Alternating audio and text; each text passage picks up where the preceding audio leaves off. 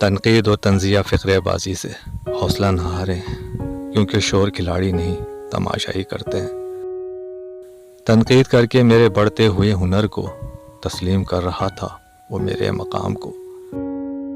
کسی پر تنقید کے لیے علم کا ہونا ضروری ہے، جبکہ نکتہ چینی کے لیے جہالت کافی ہے۔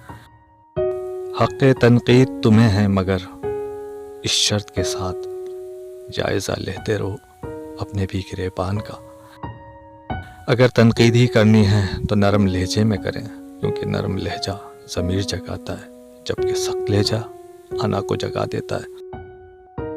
دنیا میں سب سے مشکل کام اپنی اصلاح کرنا اور سب سے آسان کام دوسروں پر تنقید کرنا ہے۔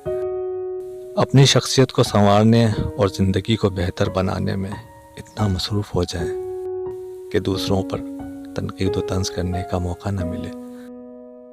تنقید کرنے والوں تنقید مثبت انداز میں کیا کرو، تاکہ زندگی جینے کا حوصلہ ملے، اور نہ مرتے ہوئے کو مارنے میں کوئی کسر ہی نہیں چھوڑتے ہو۔